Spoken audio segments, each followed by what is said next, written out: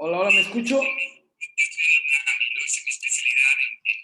Se está repitiendo, Tony. Listo, Ah, ya ya está. estaba transmitiendo, estamos pasando todo esto a Facebook y bueno, dando ya las 8 en punto en el horario del centro de México, vamos a arrancar con este gran programa, La Voz del Residente en Ginecobstetricia. Como todos los martes estamos aquí con todos ustedes. Ya tuvieron aquí una plática privada backstage entre nuestro doctor mentor Jorge Montalvo, con quien siempre tengo el gusto de compartir este programa todos los martes.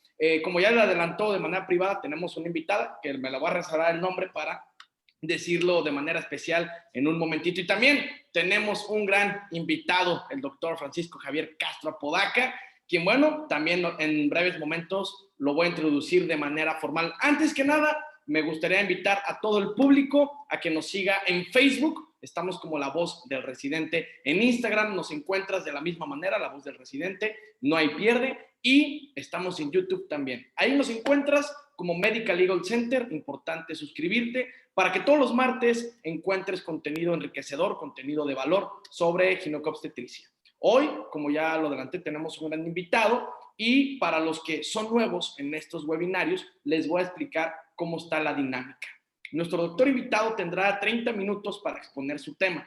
Al terminar, nuestro doctor mentor Jorge Montalvo aprovechará para complementar la charla o cuestionar ciertos argumentos que haya dado a lo largo de la plática el doctor Francisco Javier Castro. También tenemos como segunda mentora a la doctora Rosalía Hernández Díaz, quien es ginecóloga con especialidad en medicina crítica, para que también complemente y cuestione.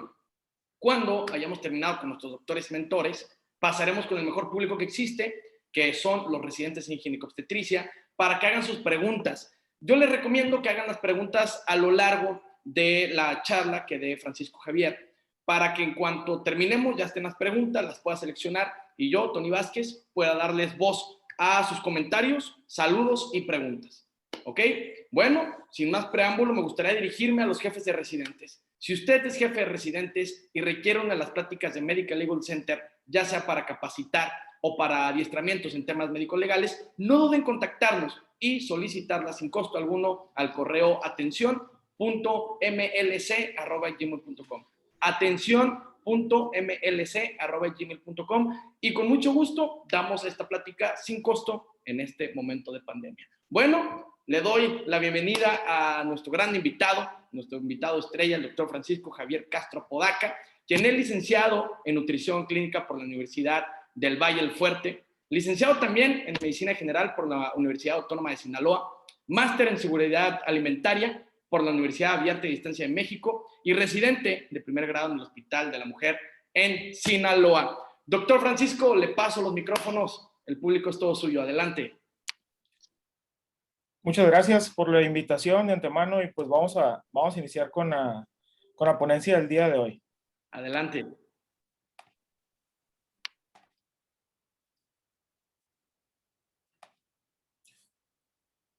¿Ya se ve? Nada más para confirmar. Sí.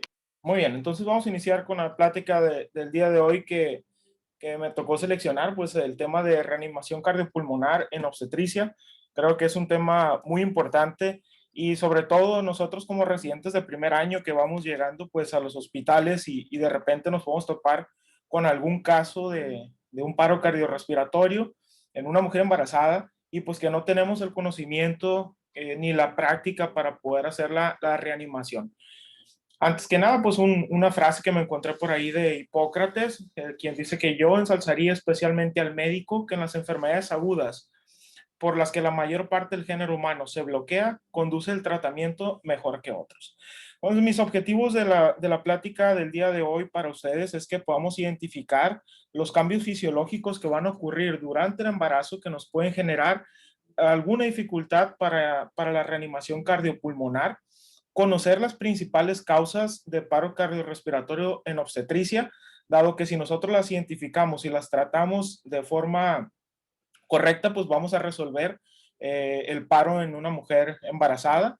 Y lo que nosotros hacemos en el hospital, la activación del código Mater, que quizás en otros hospitales se les conozca normalmente como código azul o código rojo. Nosotros tenemos en el hospital un código Mater que con este pues se da inicio a una respuesta inmediata para la atención en obstetricia, ¿no?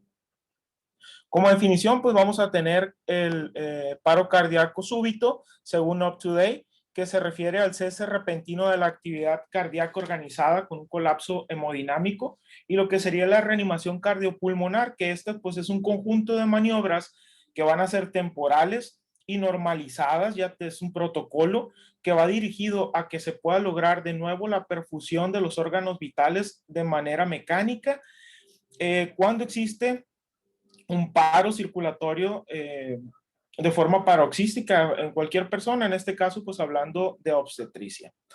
Muy bien, entonces vamos a tener que se van a presentar algunos cambios que son relevantes para que se pueda lograr el embarazo, que van a dificultar o que van a generar algún paro cardiorrespiratorio en obstetricia. Dentro de estos cambios relevantes, pues ya sabemos todos que va a haber un aumento en el gasto cardíaco.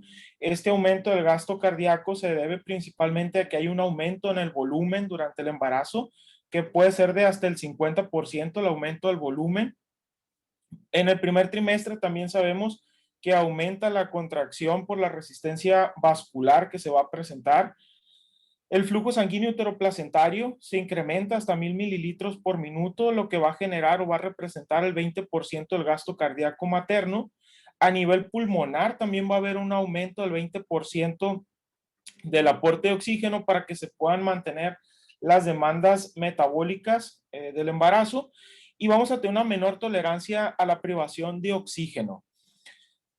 De igual manera, va a haber la capacidad residual pulmonar se va a encontrar disminuida, lo que va a generar que ante una situación de hipoxia, pues esta se exacerbe de forma más abrupta. Vamos a tener un incremento del volumen por minuto a nivel pulmonar, principalmente del volumen corriente, lo que normalmente en una embarazada se va a presentar como una alcalosis respiratoria, misma que se va a compensar con una acidosis metabólica, y los parámetros en gasometría de lo que es la presión de oxígeno, de CO2 y el pH, pues se van a ver modificados.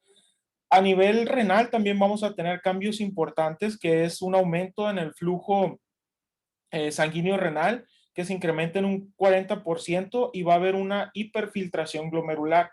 Esta se va a dar para poder lograr la desintoxicación de los productos de desecho del feto y de la madre, y para poder mantener una osmorregulación.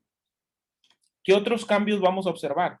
Vamos a observar obviamente pues un crecimiento del fondo uterino, ¿no? Del útero. Este crecimiento pues va a ir avanzando conforme aumentan las semanas de gestación. Se dice que cuando este útero alcanza los 20 centímetros de fondo o sobrepasa la cicatriz umbilical, puede comprometer la circulación, sobre todo el retorno venoso, e incrementar la poscarga por una compresión a nivel de la aorta y de la cava abdominal. Los estrógenos y las progesteronas, que son muy importantes para lo que es el embarazo, también van a generar algunos cambios a nivel de faringe y laringe, los cuales se van a ver presentes con una congestión vascular. Esta congestión vascular pues va a modificar los puntos de referencia anatómicos para la hora de la orointubación, y va a generar un estrechamiento de la vía aérea, lo que va a hacer que que el embarazo sea una vía aérea difícil al momento de la intubación. Sabemos también que la progesterona va a disminuir la presión del esfínter esofágico inferior y va a disminuir el vaciamiento gástrico, lo cual al momento de estar dando compresiones o que una paciente caiga en paro respiratorio puede generar una broncoaspiración. Ahora, una vez que tenemos pues una mujer embarazada, nosotros sabemos que es muy importante que conozcamos la altura del fondo uterino, dado que esta altura del fondo uterino pues más o menos nos va a dar una idea de las semanas de gestación que tiene nuestra paciente. Existe la forma de medición por medio de una cinta métrica, la cual pues se coloca en la sínfisis del pubis y se extiende hasta donde podamos palpar el fondo uterino. Dependiendo de las semanas de gestación, pues vamos a tener una altura ya más o menos predeterminada. Normalmente, cuando hablamos de la semana 20, tenemos que el útero o el fondo uterino se va a encontrar a nivel de la cicatriz umbilical. Lo que muchas veces podemos medir o tocar directamente con la palma de la mano para identificar ahí el fondo uterino. Esto es muy importante a la hora de dar la reanimación cardiopulmonar. Ahorita vamos a ver la razón. ¿Cuáles van a ser las causas en obstetricia normalmente de un paro cardiorrespiratorio? La Asociación Americana del Corazón, la AJA, ha propuesto una lista alfabética que va desde la A hasta la H de las principales causas de paro cardiorrespiratorio en una mujer. Dentro de estas, la principal causa que ellos manejan o que ellos comentan es los procesos anestésicos, seguida de hemorragias y seguida de una sepsis. Esto obviamente va a depender de cada hospital, de los procedimientos que se hagan en los hospitales en los que estemos trabajando, y puede haber variaciones, ¿no? Pero a nivel mundial, la principal causa de paros cardíacos tiene que ver con anestesia. Y pues se recomienda que podamos identificar de forma oportuna cuál es la causa del paro cardíaco para poder dictar una conducta directa, ya sea por hemorragia, por sepsis, si fue un problema anestésico, utilizar un antídoto, y con esto poder mejorar la supervivencia de nuestros pacientes y si es posible, pues el binomio madre-hijo. Esta lista, pues como les comentaba, inicia por los anestésicos, igual por algunos accidentes que pueden ser traumas, seguida de sangrado, problemas cardiovasculares, el uso de algunas drogas lícitas e ilícitas, dentro de los que puede existir lo que es el choque anafiláctico, embolismos, la fiebre, algunas causas generales como son la hipocalcemia y la hipocalemia, que se pueden presentar principalmente en el sangrado obstétrico, y lo que es la H, pues que son los problemas hipertensivos, donde vamos a tener lo que es la preeclampsia, eclampsia y síndrome de HELP, pues que son el pan de cada día en los hospitales de ginecobstetricia. Ahora bien, ¿qué hay que hacer cuando nosotros identificamos un paro cardiorrespiratorio en obstetricia? Lo primero que tenemos que hacer, pues, es seguir la cadena de supervivencia, que es pedir ayuda, iniciar el RCP, dar lo que sería las descargas eléctricas o lo que sería la desfibrilación, iniciar las maniobras del BLS o el RCP avanzado, y después los cuidados post-paro. En nuestro hospital tenemos algo que es el código Mater, que tengo entendido que no en todos los hospitales existe, más aún, sin embargo, en el Hospital de la Mujer de Culiacán lo tenemos. Es una alarma sonora que se activa cuando se presenta alguna emergencia u urgencia obstétrica. Aquí lo principal es poder identificar a una paciente que está en un paro cardiorrespiratorio. ¿Cómo lo vamos a hacer? Cuando nosotros vemos que una persona se desvanece o que cae al piso o nos la encontramos tirada por ahí en alguna parte de los pasillos, lo primero que nosotros tenemos que hacer es comprobar el estado de conciencia de nuestra paciente. Vamos a liberar la vía aérea superior, vamos a determinar si existe pulso carotidio palpable y vamos a estimar la edad gestacional mediante la palpación del útero, buscando que esté sobre la cicatriz umbilical o más allá de esta. Inmediatamente identificamos a esta paciente ya con paro cardiorrespiratorio obstétrico, vamos a hacer el primer respondiente. ¿Qué hay que hacer? Vamos a activar el equipo de código rojo obstétrico o el código Mater o el código azul, como también se les conoce en otros hospitales. Y otro punto muy importante al momento de activar este paro es que nosotros podamos documentar la hora de inicio del paro materno, porque vamos a realizar dentro del RCP avanzado o el BLS o el ALSO, vamos a realizar lo que son las cesáreas perimortem, que ahorita vamos a comentar cuándo se decide realizarlas. Vamos a semilateralizar al paciente hacia el lado izquierdo para tratar de descomprimir a la circulación ortocava. Esto lo podemos hacer si tenemos una tabla o si estamos ahí en algún lugar donde tengamos algunas sábanas, colocando a la paciente a 30 grados hacia la izquierda. E inmediatamente nosotros solos vamos a iniciar pues las maniobras de RCP básico mientras llegue el equipo de respuesta. En nuestro hospital, el código Mater, una vez que se activa, en menos de 3 minutos está todo el personal que va a trabajar en este código, ¿no? Que van desde las personas de laboratorio, banco de sangre, personal de terapia intensiva obstétrica, los ginecólogos, los neonatólogos, todo el personal que se inmiscuye ante este código Mater activado. El código Mater en nuestro hospital, pues les decía ahorita, es un botón verde, el cual una vez que se oprime, pues va a sonar en todo el hospital, es una alarma sonora y pues es la piedra angular para poder hacer una serie de intervenciones secuenciales y coordinadas con la intención de mejorar la situación de la madre y del vino y del producto, en este caso, ¿no? Cuando estamos solos ante un paro cardiorrespiratorio obstétrico, pues vamos a iniciar nosotros lo que son las compresiones de alta calidad, las cuales, de acuerdo a la Asociación Americana del Corazón, al ACLS, al BLS y al ALSO, son de 100 a 120 compresiones por minutos, y para decir que son de alta calidad debemos de generar una depresión del esternón de 5 a 6 centímetros. A diferencia de una persona normal, en una persona embarazada, las compresiones se van a hacer en la mitad del esternón o en el tercio medio del esternón. Esto porque el útero grávido va a desplazar los semidiafragmas y obviamente pues va a desplazar también un poco el corazón. Cuando tenemos un segundo reanimador, pues vamos a dar 30 compresiones por 2 respiraciones. Nos recomiendan el uso de mascarillas con reservorio al 100% de oxígeno, y después de intubar, pues se van a recomendar hasta 8 a 10 respiraciones por minuto.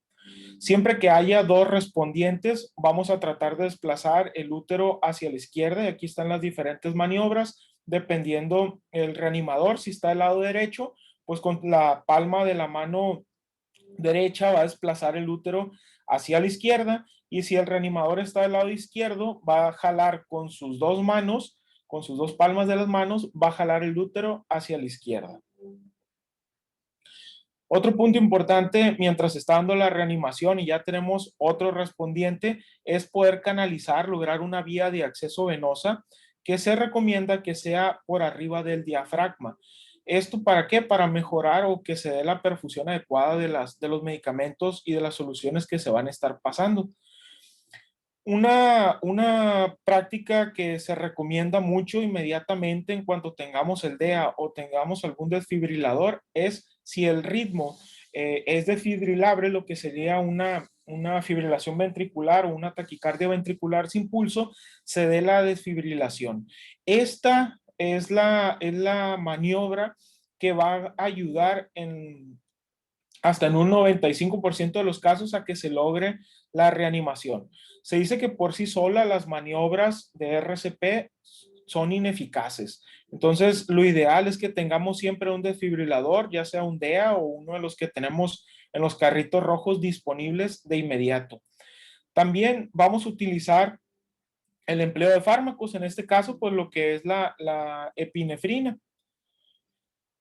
Y los medicamentos que normalmente debemos de tener a la mano ante un paro cardíaco obstétrico va a ser la epinefrina principalmente, de la cual se va a pasar 1 miligramo sin diluir vía intravenosa o intraósea si tenemos acceso a una vía intraósea, y esta se va a estar aplicando cada 3 a 5 minutos, y su mecanismo de acción pues va a ser principalmente como un vasopresor.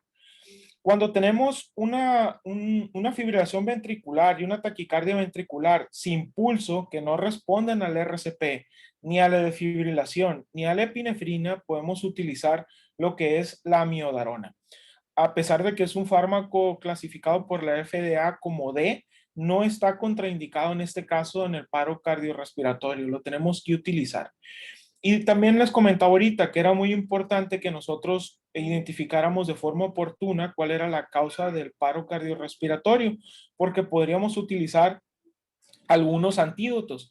Por ejemplo, un fármaco que es muy socorrido en el área obstétrica para lo que son la preeclampsia, para evitar las crisis convulsivas en las mujeres embarazadas, pues es el sulfato de magnesio. También se utiliza mucho como neuroprotección en lo que son los partos de pretérmino, y esto nos puede generar una hipotensión. que puede ser la causa de un paro cardiorrespiratorio. Y en este caso, pues el fármaco antídoto sería el gluconato de calcio.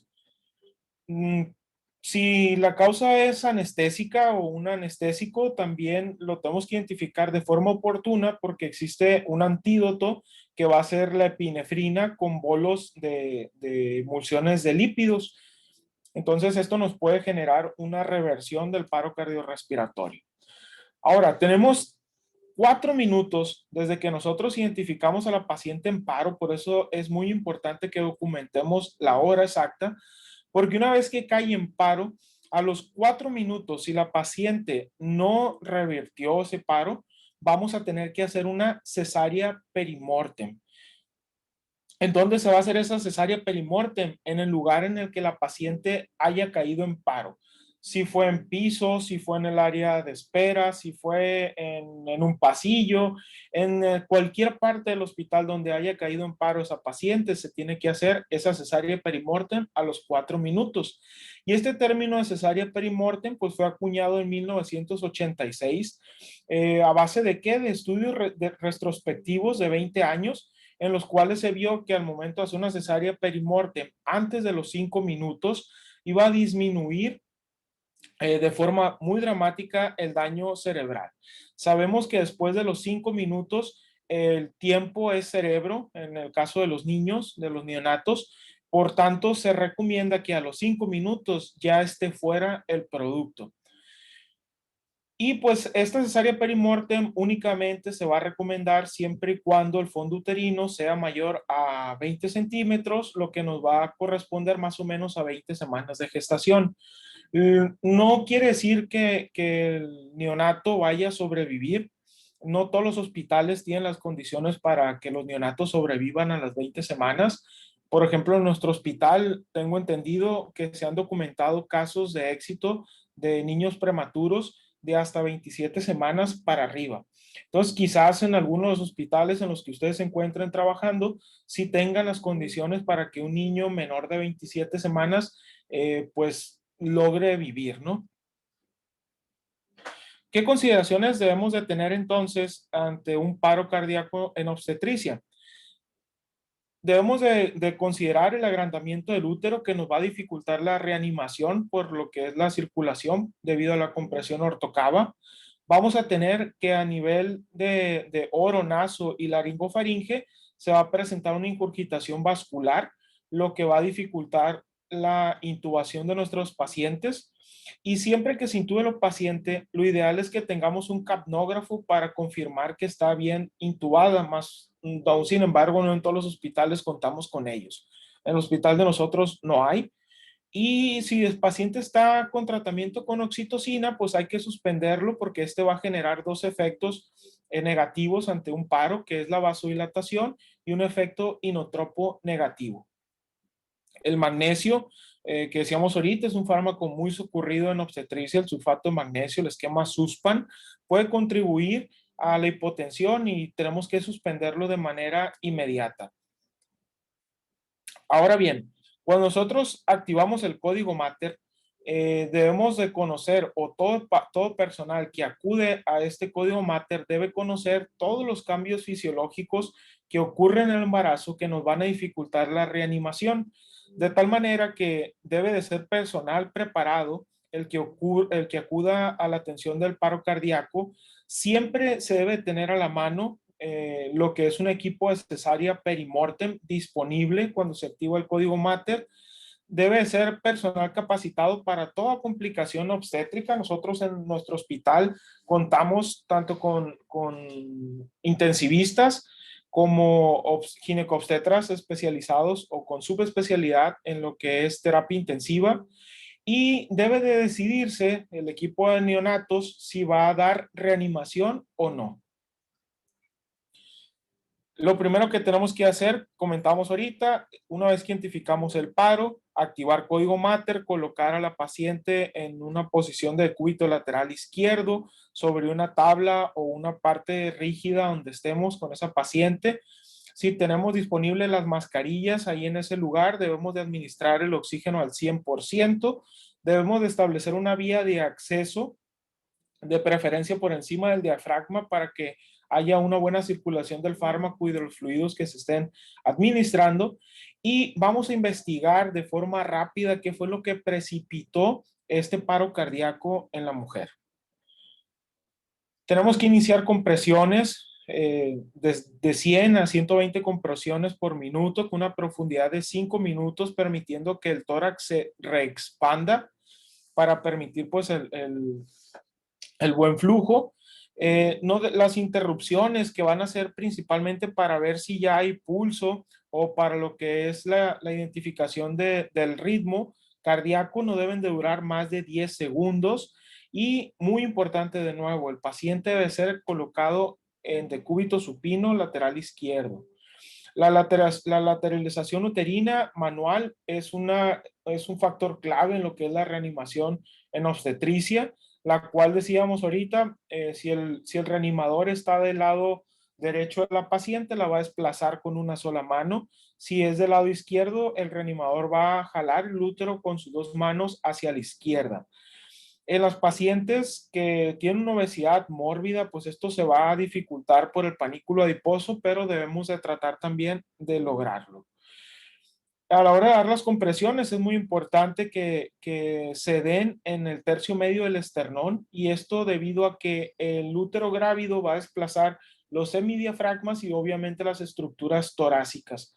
A diferencia de una persona que no está embarazada, sabemos que se da casi sobre el tercio distal de lo que es el esternón.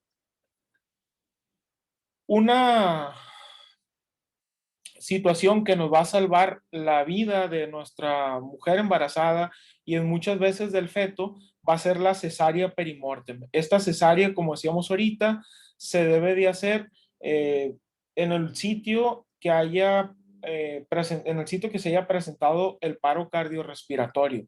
Esto siempre y cuando pues sea en un hospital, ¿no? Si es en la calle o en algún otro lugar, pues quizás se nos dificulte mucho por la situación de los instrumentos que vamos a requerir. Algo que quizás podamos pensar mucho si damos o no damos lo que es la desfibrilación. La desfibrilación está indicada, se ve que no genera una repercusión sobre el feto y se utiliza el mismo protocolo de descargas eléctricas que en una persona no embarazada. Normalmente cuando son los desfibriladores, monofásicos, estos, como todos sabemos, llevan una corriente en una sola dirección. Se va a necesitar de una descarga más alta que si utilizáramos una bifásica. Y lo que se recomienda es que sea en 3 tiempos, que se inicie con 200, luego 300 y luego 360 joules. En el caso de los bifásicos, se requiere pues hasta un 40% menos de energía, porque esta es una doble corriente, y normalmente se administran descargas igualmente 3, pero en 150 joules. Inmediatamente después de la descarga comprobamos el pulso y continuamos con las maniobras de RCP. Si nosotros tenemos un DEA, esto nos va a facilitar mucho la situación de la identificación del pulso, o del ritmo, perdón, si es un ritmo desfibrilable o no. Si no contamos con un DEA, pues vamos a tener que identificar nosotros el ritmo, lo que a lo mejor se nos puede dificultar, ¿no? ¿Cuáles son entonces las recomendaciones del BLS ante un paro cardiorrespiratorio en obstetricia? Pues es que nosotros notifiquemos de forma rápida al equipo de respuesta. En este caso, activemos código Mater si lo tenemos en nuestro hospital. Documentar si existe o no pulso y a la hora que se presentó el paro. Dar el RCP de alta calidad, desplazando el útero y que sea sobre una superficie firme. Debemos de proporcionar una desfibrilación automática rápida. Esto nos va a generar una mejor tasa de respuesta ante el paro, y debemos iniciar un manejo apropiado de la vía aérea. Para poder realizar un BLS o una reanimación cardiopulmonar obstétrica y de forma adecuada, se recomienda que al menos haya 4 miembros del personal de reanimación. Y aquí pues el tiempo es cerebro, decíamos ahorita, Cuando identificamos el paro cardiorrespiratorio, se deben de iniciar las compresiones sobre una superficie firme, lateralizando el útero si hay un segundo reanimador, o colocando a la paciente en una posición de cúbito lateral izquierdo con un ángulo de 30 grados. Identificar de forma rápida si el útero alcanza lo que es la cicatriz umbilical, activando el protocolo de código Mater, haciendo la ejecución del BLS y el ACLS, y esperando antes de los 4 minutos que tengamos ya el equipo para cesárea perimortem. Si no logramos la reanimación o revertir el paro a los 4 minutos, debemos de iniciar lo que es la cesárea perimortem. Normalmente en el hospital en el que estoy de residente, cuando ha habido casos de cesárea, no necesariamente por paros, que son necesarias de urgencia, están sacando el producto alrededor de 45 segundos. Entonces, pues tenemos muy buen tiempo si llegamos a los 4 minutos para sacar el producto en nuestro hospital, ¿no?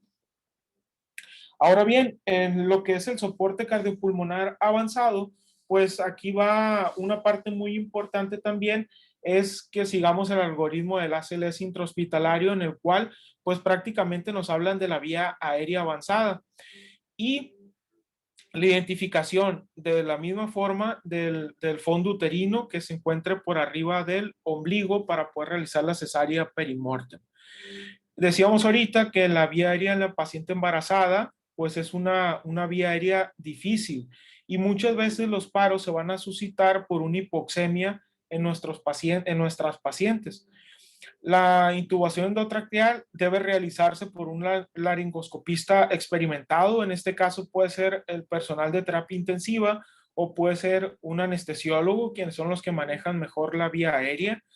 Y deben de hacerse máximo 2 intentos. Si no pueden esos 2 intentos, debe de entrar a apoyar otro médico. Y pues si no se puede realizar la intubación, pues vamos a tener la colocación de la vía aérea supraglótica, que va a ser una medida de rescate preferida para la intubación fallida, ¿no? La terapia específica de las arritmias durante un paro cardíaco, pues vamos a utilizar, decíamos ahorita, lo que era la epinefrina, ya sea intravenosa o intraósea. Se pueden dar bolos cada 3 a 5 minutos, teniendo en cuenta que al minuto 4 ya debemos de estar haciendo la cesárea, entonces prácticamente va a ser un ciclo nada más el que vamos a poder administrar estos fármacos. Como conclusión, pues del tema del día de hoy, que es muy amplio, pero por cuestiones de tiempo, es lo que alcanzamos a resumir, es que el paro cardíaco materno es un escenario clínico muy, muy complejo en el que vamos a estar con un binomio que vamos a tratar de salvar a ambas personas, lo que es la madre y el neonato. La reanimación en la mujer embarazada pues va a implicar múltiples especialidades o un equipo multidisciplinario y muchas decisiones que son muy complejas a la hora de estar sobre la reanimación. Los algoritmos del BLS y el ACLS intrahospitalario y extrahospitalario pues van a ser la columna vertebral para la respuesta que nosotros vamos a tener ante un paro cardíaco en obstetricia.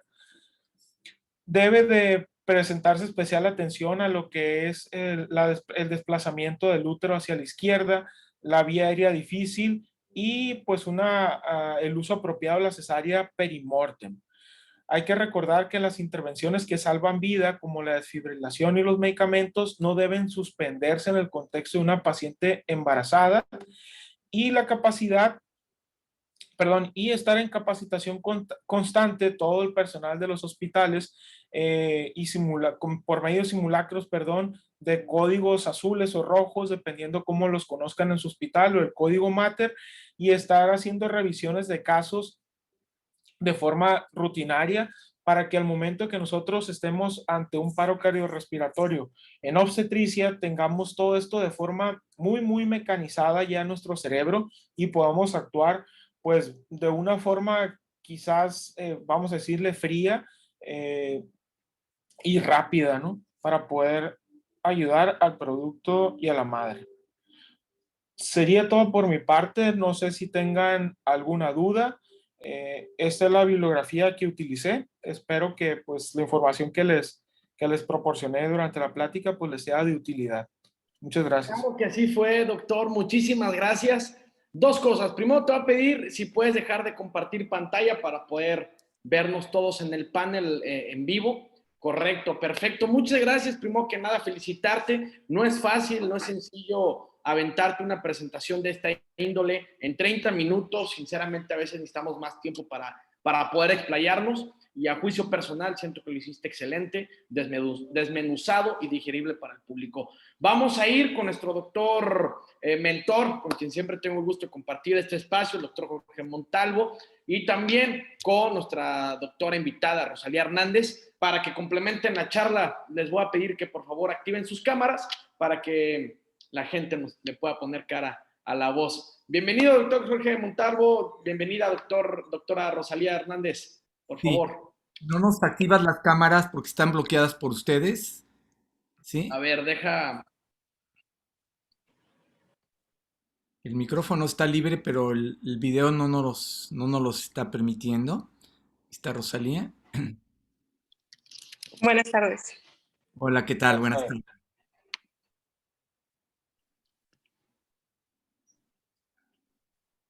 A ver, dime si ya te da chance, doctor. Ya, creo que...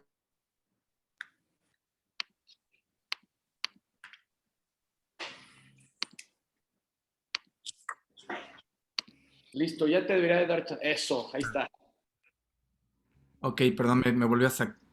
Ahí estoy. Muchísimas Bueno, gracias. primero que nada, pues felicitar al doctor Francisco Javier Castro. Como dices tú, Tony, es un tema de esta magnitud, de este tipo, es realmente casi imposible poderlo platicar en el transcurso de media hora. Me encanta, la verdad que cada vez estoy más contento, platicaba yo en la tarde con Rosalía, lo, este tipo de temas creo que son importantísimos, a veces como que todo el mundo los damos por sabidos, por entendidos. Cuando estamos de residentes sentimos que gracias a Dios la institución en la cual si tiene todos los recursos nos va a permitir apoyarnos, pero cuando salimos de la institución y tenemos que enfrentar este tipo de problemas en la práctica profesional, práctica privada, cambia todo, ¿no? Y ahí sí es donde deberemos de saber instituir equipos de respuesta. Eh, Me quedo con algo muy importante que nos dijo ahorita Francisco Javier respecto a cómo inició la plática, ¿no? Esa frase de Hipócrates, ¿no? Acerca de las personas que en un momento dado eran capaces de atender una situación extrema que en lugar de pasmarse, como diríamos vulgarmente, coloquialmente, saben actuar.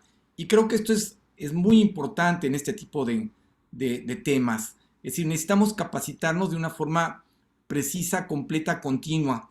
Ya decía él acerca de la importancia de la capacitación, del estar haciendo simulacros y sobre todo de aprender a tomar decisiones. Realmente este tipo de patologías son extremadamente complicadas. Es muy difícil a veces poder establecer cuál es la causa por la cual la patología esta se está presentando. Llámese un choque cardiogénico, hipovolémico, a veces es más fácil porque pues tenemos la evidencia del sangrado, pero cuando tenemos, por ejemplo, como algunos ya con la edad nos ha tocado vivir, tenemos una paciente con una tromboembolia o como en mi caso en algún momento una embolia de líquido amniótico, que es una patología rara y que a la hora que te pasa, de repente dices, ¿qué onda, no? Si esta paciente estaba en trabajo de parto y de repente se colapsa cardiopulmonarmente, se pone insuficiente, cianótica y te cae en paro y dices, pues, ¿qué le pasó? ¿Qué le hicimos, no? Y entonces es cuando el entrenamiento que has recibido, el conocimiento de todas estas patologías y sobre todo el know-how, como dicen los americanos, va a permitir que le ofrezca a ese binomio madre-hijo la oportunidad no solo de no morirse, sino de conservar su salud, ¿no? Entonces, esto creo que es muy importante, el aprender a tomar decisiones y sobre todo el saber establecer equipos de trabajo en cualquier área.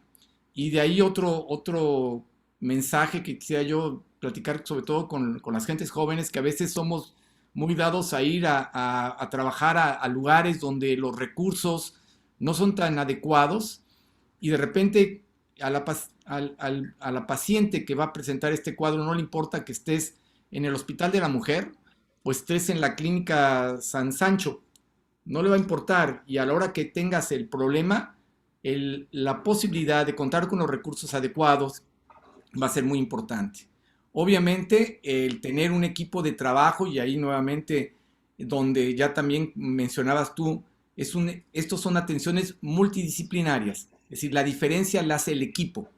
Uno podrá saber que tienes que lateralizar a tu paciente, que tienes tiempos, que vas marcando una serie de condiciones, pero si no tienes apoyo, esto es materialmente inútil. Hay que aprender a trabajar con un buen equipo y capacitar a tu equipo, tu anestesiólogo, tu instrumentista, tu ayudante, tu pediatra. Es decir, tenemos que trabajar y aprender a trabajar en equipo para poder enfrentar estas situaciones. Rápidamente, yo solamente he tenido una vez la difícil experiencia de haber tenido una paciente con una embolia de líquido amniótico, que es un cuadro súbito, afortunadamente raro, ¿sí?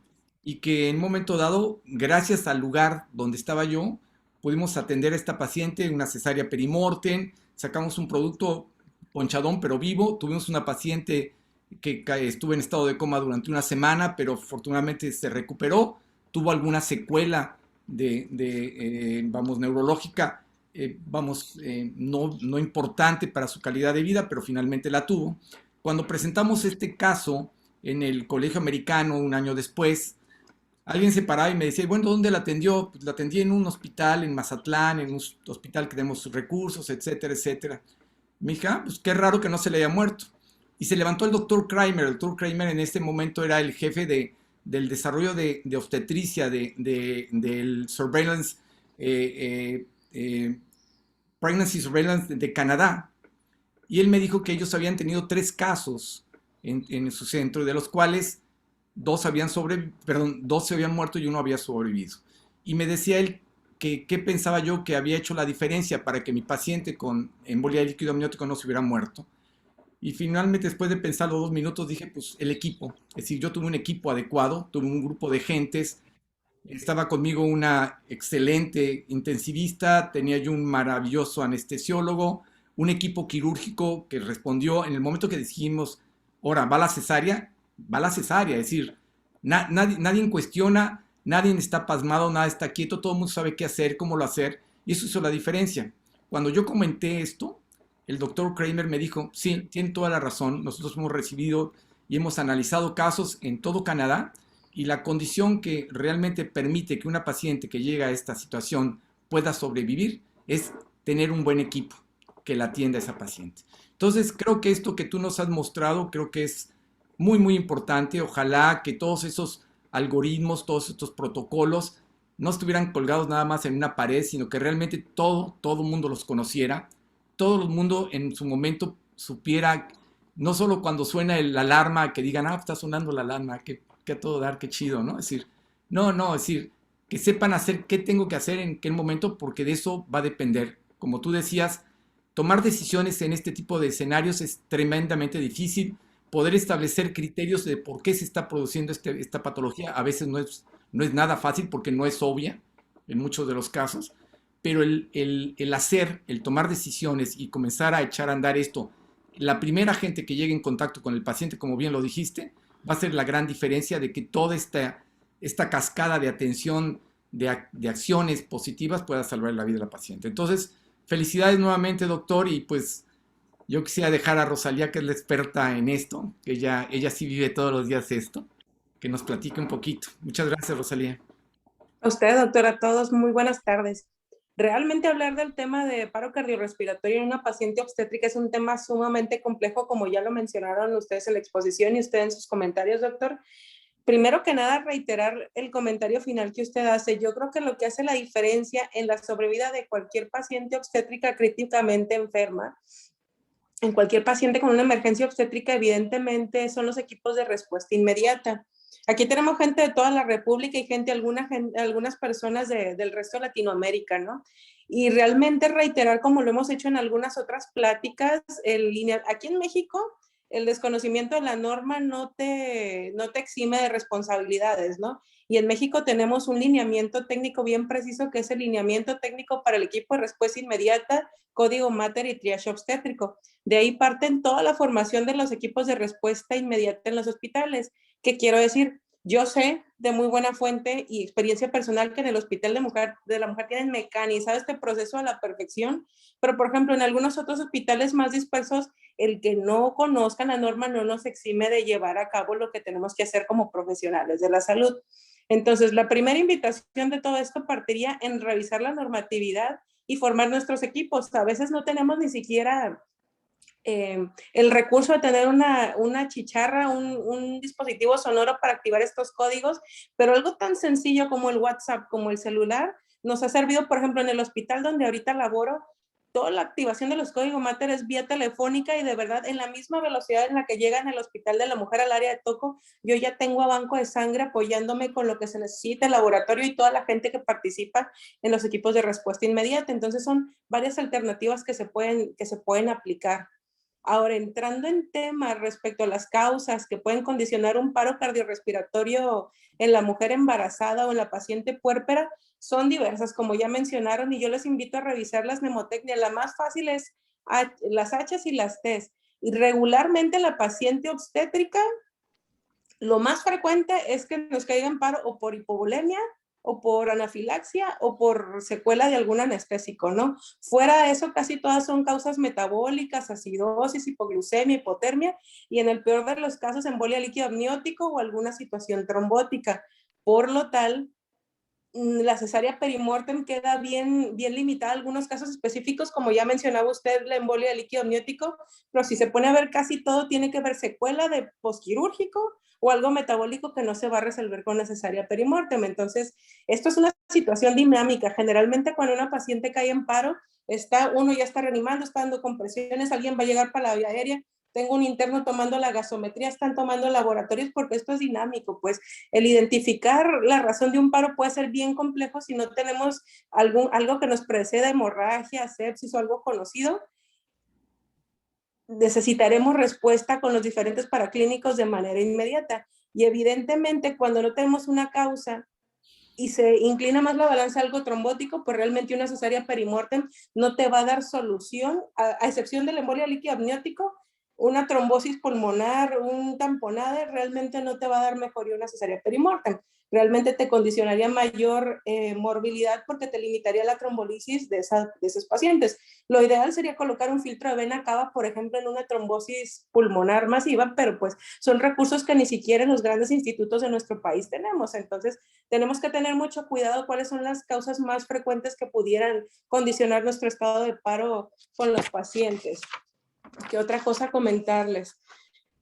Hablaba muy bien de la desfibrilación de las pacientes, pero no es receta de cocina y evidentemente tenemos que tener monitorizado a nuestra paciente, tenemos que ser bien cautelosos porque son 2 ritmos los que son desfibrilables prácticamente, entonces no es para todos, no es receta de cocina, tenemos que tener ahí nuestro monitor y el monitor tampoco es garantía de que sea un ritmo desfibrilable, lo ideal sería tener un electrocardiógrafo ahí, tomarle su trazo para eso o las paletas del equipo de desfibrilación para tener un trazo real y ver si es un ritmo desfibrilable o no.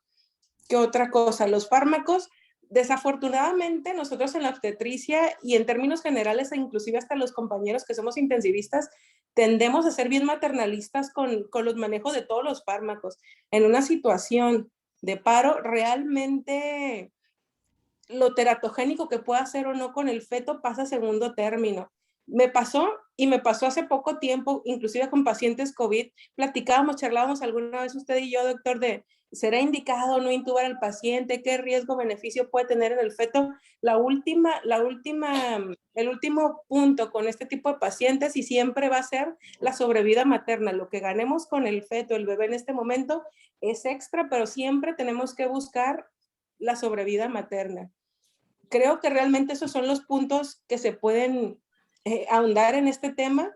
También, como bien lo comentaba, en la capacitación del personal becario.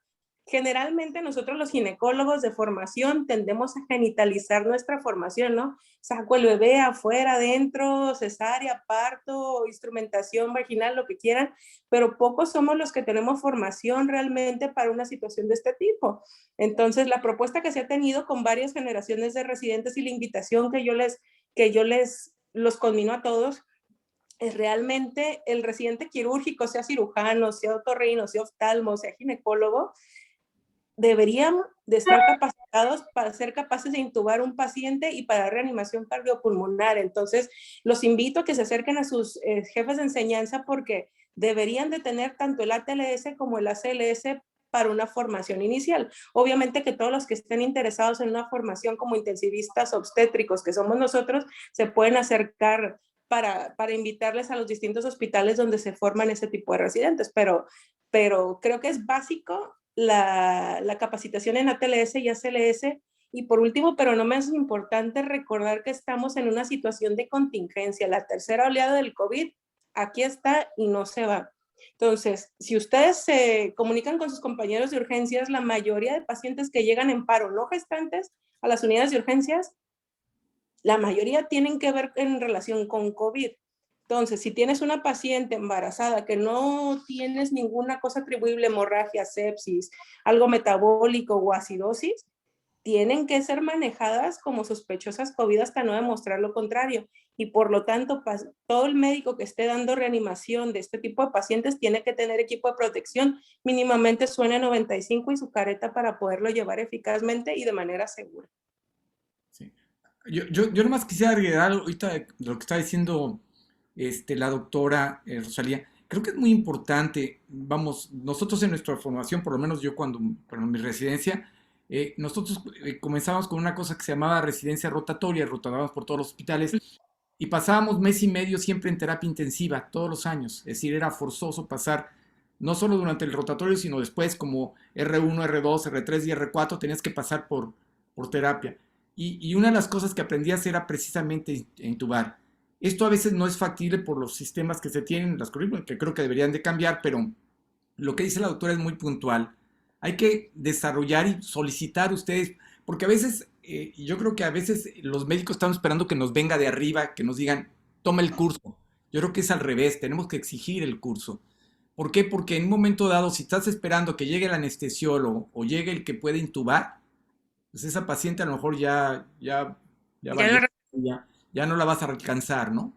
Entonces, creo que ahí sí, en el momento tenemos que hacer conciencias de que cualquier persona que se pone enfrente de una paciente obstétrica y quiere resolver ese embarazo, tiene que estar capacitado en todo esto.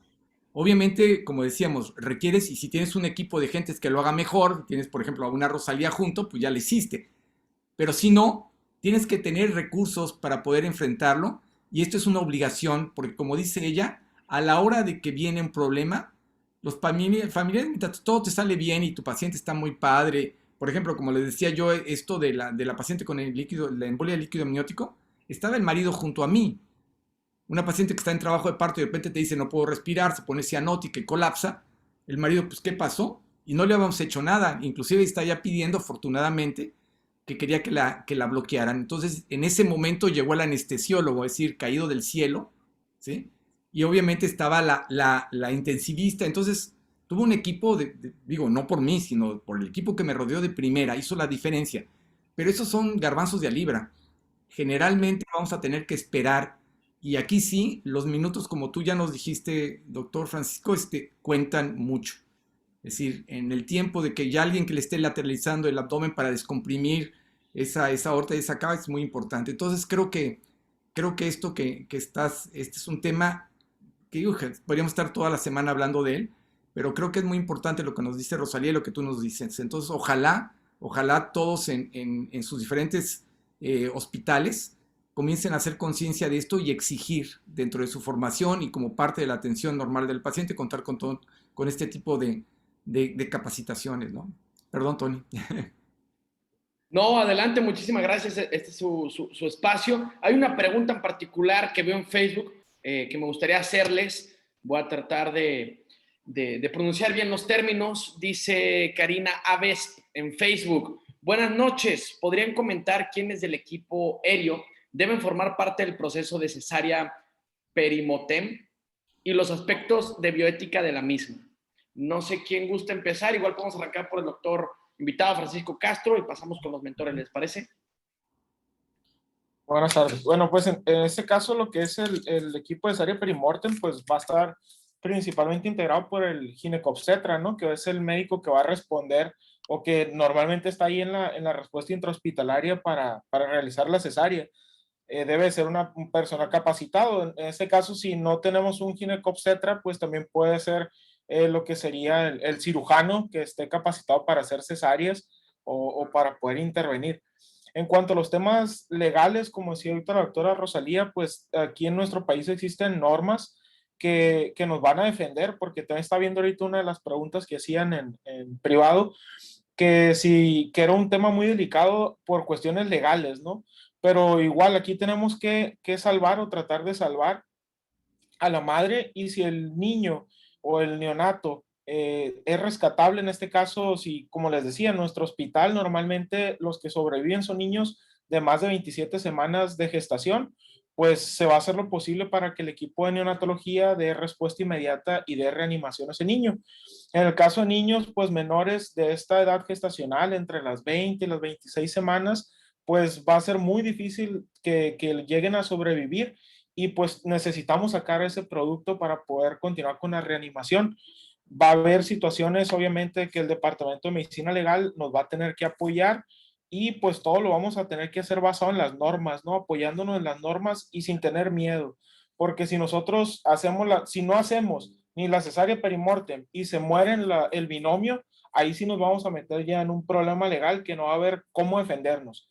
Pero si hacemos la cesárea perimortem, el niño no sobrevive, nosotros comprobamos que era necesario realizar esta cesárea, y que por cuestiones de infraestructura quizás del hospital el neonato no alcanzó a sobrevivir, pues estamos salvándonos ahí de alguna situación legal, ¿no? Entonces, no sé si la doctora Rosalía tenga ahí algo que comentar al respecto. La pregunta un poquito fue más específica, encaminada al equipo de respuesta inmediata. Sabemos que mucha gente no tiene conocimiento de la norma o lineamiento técnico que les mencionaba, pero así bien rápido.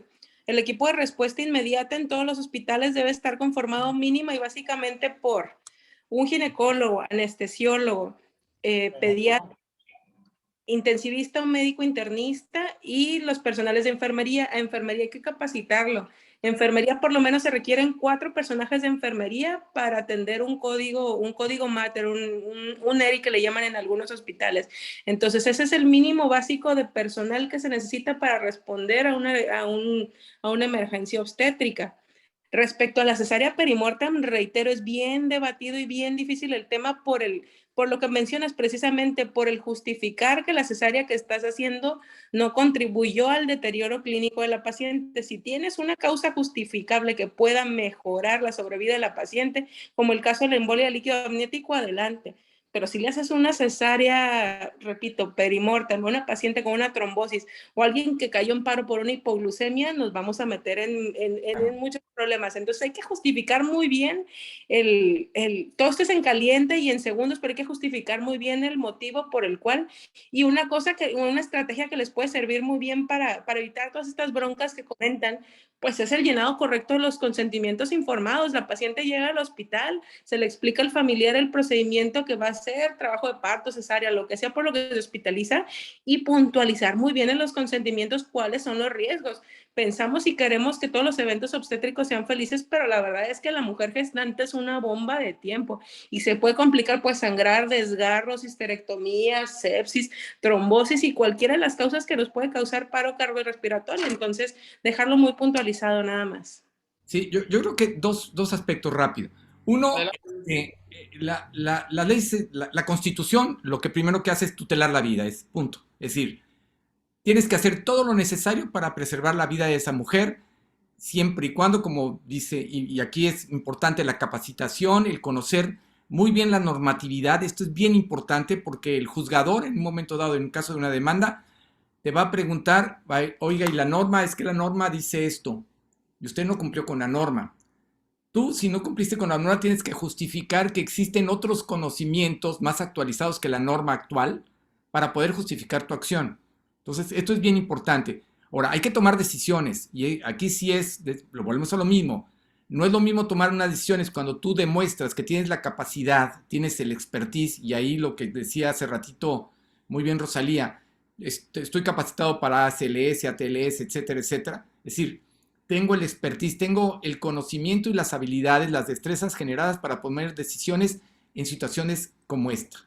Entonces es muy importante. Respecto a lo del consentimiento informado, pues, híjole, ya creo que eso es cansado de estarlo diciendo, aunque en caso de una emergencia como esta, es decir, el consentimiento informado pasa a segundo plano, ¿no? Es decir, yo tengo que operarla, pues lo operas. Es decir, si ya justificaste, como dice muy bien Rosalía, y es lo que le va a garantizar, bueno, no garantizar, le va a dar una mejor oportunidad a la paciente de estar bien. Y finalmente, respecto a lo del consentimiento informado, y fíjate que yo a todas mis pacientes, antes de mandarlas al hospital a hacer cualquier cosa que le vayan a hacer, trabajo de parto, cesárea, yo lleno los consentimientos en el consultorio, les doy consentimientos. Y una de las cosas que les ponemos al final es todo esto que nos estaba diciendo ahorita Rosalía, en relación, ¿qué pasa si pasa? Pues el riesgo de una tromboembolia, el riesgo de obviamente de una hemorragia, el riesgo de que esa paciente haga un choque cardiogénico, hipovolémico, obstructivo, distributivo, etcétera, ¿sí? Y la otra, que se muera. Y cuando se lo pones en papel, el paciente te dice, espéreme, pero más vale si tú se lo explicas y realmente establezcas que es una situación de riesgo y que estás tomando todas las medidas para que esto no suceda, todos los pacientes te lo aceptan y te lo firman. Y ya con eso no te exime en un momento dado de alguna responsabilidad, pero reduce mucho el riesgo de que puedas tener un problema mucho más serio, ¿no? Entonces, volvemos a lo que dice Rosalía, el consentimiento. Otra cosa, los consentimientos tienen que ser dados al médico. Estamos muy acostumbrados a que el consentimiento se lo dan a la enfermera. Es decir, señorita, llévele el papelito a la señora María para que se lo firme. El consentimiento se lo están dando a la enfermera, no te lo están dando a ti. Y esto es bien importante en una corte, en este tipo de problemas donde van a surgir muchas discusiones. Si todo te salió bien, qué padre, como en el caso afortunadamente de nosotros, pero yo te puedo decir, cuando la paciente estaba en coma, ya había amenazas de que, oye, pues ¿qué le hiciste? ¿Por qué no tomaste medidas? Etcétera, etcétera, de gente que ni sabía. Entonces, esto es bien importante tenerlo muy bien y establecer que las responsabilidades y toda la información fue directa al paciente y al responsable o al responsable del paciente. Entonces, esto que nos dice Rosalía es muy puntual. Correcto, muchas gracias. También para complementar, hay un comentario que me llama la atención por parte de Silvia Arturo Zamudio Oropesa, quien pone: la causa más frecuente de las demandas es la falta de comunicación con el familiar. Por eso hay que explicarles muy bien. Estoy totalmente de acuerdo con eso. Antes de dar pie ya, porque ya se nos hicieron las 9, se me pasó volando el programa, la verdad lo he disfrutado mucho, pero aún así me gustaría que cada uno de ustedes diera brevemente una conclusión, ya sea un consejo personal o para cerrar el tema. Arrancamos con Francisco, por favor. Pues como comentan los doctores, es muy importante que nosotros como residentes estemos buscando capacitaciones, las cuales pues podemos solicitarles a los jefes de enseñanza, y si no, pues nosotros irlas buscando y tener en cuenta que bajo estas situaciones que normalmente se presentan mucho, lo que son las urgencias ginecobstétricas, pues nosotros debemos de estar capacitados también como residentes, porque muchas veces estamos quizás solos o en alguna parte de la residencia y debemos de saber actuar y estar siempre actualizados, buscando siempre la normatividad para poder hacer una atención adecuada. Y como comentan, la comunicación tanto con la paciente como la familiar o el familiar de lo que se le va a hacer a todo paciente que ingresa al hospital. Yo creo que esos son puntos muy claves para nosotros, ¿no? Correcto. Vamos con la doctora Rosalía Hernández, por favor. Sí, pues ya para terminar, 2 consejos. Primero, lean la normativa, las guías de práctica clínica es lo mínimo básico, lineamientos técnicos. Y segunda, si están interesados en realidad en ahondar un poquito más en esto de la obstetricia clínica, la verdad es que les recomiendo rotar por los hospitales donde hay capacitación a granel de este tipo de pacientes. El hospital donde yo me formé fue el Hospital Mónica Pretelini Sáenz del Estado de México, y la verdad es que activamos por lo menos de 10 a 15 ERIs al día. Entonces, la verdad es que vale la pena mucho la rotación por un hospital de ese tipo para que se den ustedes cuenta qué se hace con equipos especializados, con toda la tecnología y con todo el recurso del mundo, y qué pueden adaptar ustedes para sus unidades donde están o van a trabajar, pues, ¿no? Entonces, esos serían mis 2 consejos, nada más. Correcto, muchas gracias. Finalmente vamos con nuestro doctor mentor, Jorge. Bueno, ya creo que tanto Francisco Javier como Rosalía han tocado 2 puntos bien importantes. Simplemente entender que tenemos que buscar que a la hora que en un momento dado un paciente llegue, tenemos que buscar que todos los recursos que sean necesarios para la atención de este paciente estén disponibles. Si no lo están, hay que anotarlo en el expediente y decir, no tenemos. Y eso no es responsabilidad de nosotros, es responsabilidad de la institución. Entonces, esto es bien importante. Y lo otro, finalmente, para no alargar mucho esto, lo que dijo la pregunta de esta persona, tenemos que aprender a comunicarnos. Y comunicarnos con la paciente, con su familia, y comunicarnos entre nosotros. Tenemos que aprender, quitarnos un poquito a veces ese del yo-yo, para saber que 2, 3 cabezas piensan más. Decía Francisco, cuando llega el cuarto o el tercero o el quinto que viene a ayudar, si está capacitado y realmente nos comunicamos, vamos a hacer, no va a ser echarle a montón a la paciente, sino la vamos a estar atendiendo en equipo. Y esto es bien importante, porque a veces caemos en ese error. Creemos que porque hay 20 gentes se está dando una buena atención y nadie está haciendo nada que debe de hacer. Entonces, hay que hacer equipo, y esto implica, como nos decía la pregunta, necesitamos comunicación. Yo los invito a ustedes a participar en este tipo de eventos nuevamente. Vénganos, esto que nos acaban de dar tanto la doctora Rosalía como el doctor Francisco Javier es muy importante. Creo que todos hemos aprendido. Muchas gracias a los dos por mi parte. Todos hemos aprendido, y creo que esto, si nos comunicamos, como decía yo, seguramente vamos a hacer mejor medicina para el bien de nuestros pacientes y para nosotros mismos.